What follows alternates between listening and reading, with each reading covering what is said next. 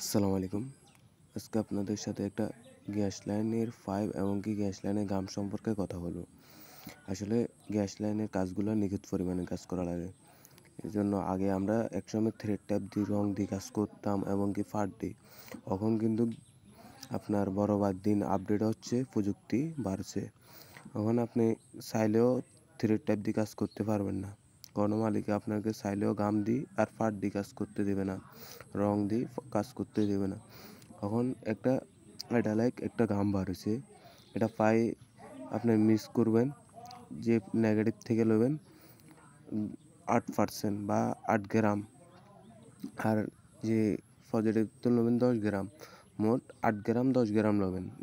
এটা মিক্স করবেন, মিক্স করার পরে আপনার এটা লাগাবেন ফ্যাসের মধ্যে। লাগাবার পরে আপনার 30 সেকেন্ড পর থেকে এটা আপনার শক্ত হওয়া শুরু করবে। এবারে বরাবর আপনার 30 মিনিট বা 35 মিনিট পরে এটা লোহার মতো শক্ত হয়ে যাবে। আর এটা আপনার টাইট দিতে হবে, 30 সেকেন্ডের মধ্যে টাইট দিতে হবে, বা আপনার 30 সেকেন্ডের মধ্যে টাইট দিতে দিতে আপনার 2-1 মিনিট জালে হবে, কিন্তু 30 সেকেন্ডের মধ্যে টাইট দেওয়া শুরু করতে হবে। আর এটা গামগুলো দেখেন, নেগেটিভ গামগুলো হচ্ছে নীলটা, আর পজিটিভ গাম হচ্ছে আপনার সাদাটা।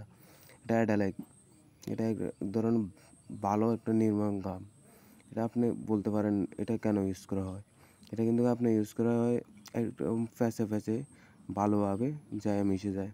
আপনি ইউপিভিসি পাইপ দেখছেন, এটা ফিলেন পাইপ, এটাতে গাম দিলেও এটা লিক করা হয় না। এরকম সেম সিস্টেমের গামটা বার করছে। দুটোটা যখন এইভাবে ইউজ করবেন তখন আপনার কাজের পরিমাণ খুব ভালো হবে। ইনশাল্লাহ ভালো থাকবেন সবাই, আমার জন্য দোয়া করবেন, আর পরবর্তী ভিডিওর জন্য অপেক্ষা রাখবেন এবং ভালো থাকবেন সবাই।